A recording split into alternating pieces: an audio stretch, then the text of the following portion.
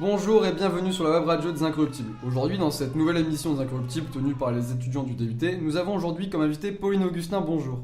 Bonjour Martin. Salutations Martin. Également dans la radio, mais celle de la bibliothèque. Donc dans cette nouvelle émission, une revue de presse, un interview, une nouvelle rubrique présentée par Antoine qui s'appelle La Minute Bourdon et le tant attendu J'actualité. Mais tout de suite, passons à la revue de presse présentée par Marie-Charlotte. Bonjour à tous et bienvenue dans la revue de presse du 7 décembre 2017. Communication. Le manque d'informations aux voyageurs est une nouvelle fois mis en cause au lendemain de la panne qui a paralysé la gare Montparnasse. Soulagement pour les voyageurs ce lundi matin. Après une journée de galère, les trains circulent à nouveau gare Montparnasse à Paris. En cause, une panne géante survenue à la suite de la mise en place d'un nouveau système permettant d'augmenter le nombre de trains en circulation. Mais un bug informatique a entraîné la paralysie du système de signalisation. En gare, des messages vocaux sont diffusés en boucle et plus de 150 gilets rouges sont déployés sur le terrain, mais rapidement les voyageurs mettent en cause le manque d'informations de la part de la SNCF. Même les agents n'ont pas les infos, donc du coup, c'est l'attente, explique un voyageur. Un SMS est envoyé aux voyageurs ayant une réservation, mais dans la gare, les panneaux d'information restent vides. Marketing. Après des années de tâtonnement, le Black Friday, qui débute officiellement ce vendredi 24 novembre, donc qui a débuté, semble avoir enfin pris une dimension nationale. Amazon, Fnac, Darty, Carrefour, Leclerc et Apple, plus un distributeur, ne fait l'impasse. Et oui, une fête commerciale montée de toutes pièces, mais une fête commerciale qui a réussi. Halloween aimerait pouvoir en dire autant, mais ce n'est pas la première fois que ça arrive. Les courses de Noël se font à 60-70% sur les 3 premières semaines de décembre. En août-septembre, c'est la rentrée. En octobre, on reste sur la lancée des courses d'équipement, plus l'arrivée du froid. Novembre est un temps mort commercial, résume Laurent Toumine, directeur exécutif de l'activité de conseil pour la grande distribution chez Accenture. Il y a donc un besoin de la grande distribution à ce moment de l'année. C'est ni plus ni moins qu'une période de pré-solde, poursuit notre expert. À partir de novembre, on commence à avoir une idée des stocks à venir pour les soldes de janvier. Contrairement à Halloween le 31 octobre, le Black Friday a 2 atouts qui ont permis de s'imposer. D'abord, il ne correspond à rien culturellement, ce qui facilite son exportation, quand Halloween a pu être considéré comme une preuve d'envahissement culturel américain. Ensuite, il ne cherche pas à vendre des choses supplémentaires, déguisements, nourriture ou autre, mais surfe sur l'engouement toujours plus important des Français pour les achats en promotion. Comme le souligne le magazine spécialisé LSA, la pression promotionnelle n'a cessé d'augmenter dans la grande distribution en 2016. Avec un chômage toujours à des nouveaux records et une croissance encore faible, les prix barrés séduisent chaque fois un peu plus de monde. En commerce, longtemps à la traîne en matière d'e-commerce, les sites français de luxe développent leurs ventes en ligne. De nouvelles cibles et de nouveaux comportements de consommation. Le digital amène à repenser l'offre du luxe. En 2014, l'e-commerce a bondi de 55% sur un an, pesant au niveau mondial 14 milliards d'euros, 6% de part du marché. D'après une étude de McKinsey, pour la première fois depuis la jeune histoire digitale, les e-shops officiels de marque ont dominé le marché, 28% des parts. L'e-commerce s'annonce fondamental pour le futur économique du secteur puisqu'il représentera 70 milliards d'euros en 2025 pour atteindre 18% du total des ventes, soit le triple en 10 ans. Un phénomène inexorable où la France, pourtant icône du luxe, a longtemps été à la traîne, accusant du retard comparé à l'Italie, les États-Unis ou l'Angleterre qui réalisent 11% de ses ventes de luxe sur la toile. Et puisqu'il s'agit du sujet d'aujourd'hui, parlons de bibliothèque. La mairie de Paris a annoncé mardi qu'elle abandonnait le projet de déménagement très controversé de la Bibliothèque des femmes, une victoire pour le collectif Sauvons la BMD. Le combat des féministes a porté ses fruits. Après 4 mois de protestation, le collectif Sauvons la BMD a finalement obtenu ce qu'il espérait, le maintien de la bibliothèque Marguerite Durand, spécialisée dans l'histoire des femmes et le féminisme dans ses locaux actuels du 13e arrondissement. Pourtant, la ville avait un tout autre projet pour ces structures, la transférer à la Bibliothèque historique de Paris, dans le 4e arrondissement, pour mettre en valeur ses fonds et au passage laisser toute la place à la médiathèque Jean-Pierre Melville.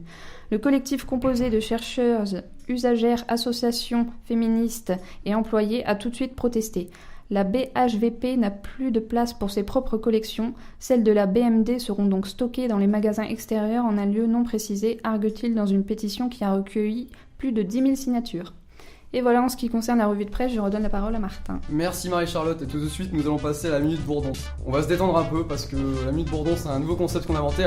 On est d'accord, on va faire Antoine va nous faire une blague, alors on est d'accord, totalement nul, et le principe n'est d'absolument pas rire. C'est ça. Même pour les invités. Même les invités, personne ne doit rire, exactement. sinon on lui paye le café. Alors, la première blague, il y en aura 2. Un monsieur visite un musée. Soudain, il s'arrête et dit au guide: Ah, c'est moche. C'est du Picasso, monsieur, répond le guide. Plus loin, il s'écrie de nouveau: Ah, c'est vraiment moche. Ça, monsieur, c'est un miroir. La seconde blague. Quelle est la différence entre une BMW et une Lambda? Vous savez pas? Dans la BMW, t'as l'airbag, et dans la Lambda, t'as l'air con.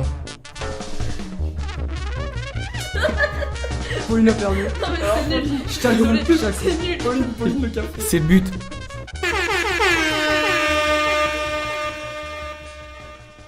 Voilà, merci.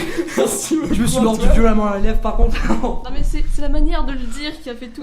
Non. C'est sa façon de raconter la blague, en fait. Il était qui déjà fait parti avant la blesser fin en le fait, reste. c'est pour ça. Alors merci Antoine pour ces 2 magnifiques blagues, hein. De rien. Mais on va repasser au sujet principal qui concernait Augustin et Pauline. Donc vous tenez bien l'émission de radio de la bibliothèque. C'est Tout à exact. Donc on avait quelques questions à vous poser. Donc pouvez-vous nous faire une description de votre projet en lui-même? Qu'est-ce que vous faites? Tu vas où j'y vais? Non, je t'en prie, Augustin. Eh bien notre projet en fait ressemble beaucoup au vôtre. Comme vous, on a une équipe avec différents rôles, comme un animateur, moi. Il y a Pauline qui est ma co-animatrice. On a aussi Grégoire qui s'occupe de tout ce qui est régie et compagnie, les montages. Et il y a du boulot avec ça. Il y a Lumna qui est chargée numérique et qui s'occupe de prendre des photos. Et enfin, j'ai oublié quelqu'un. Mélinda Et Mélinda et Anaïs, en plus, c'est les 2 plus importantes. J'espère qu'elles écouteront Bah pas alors, cette Augustin. émission-là.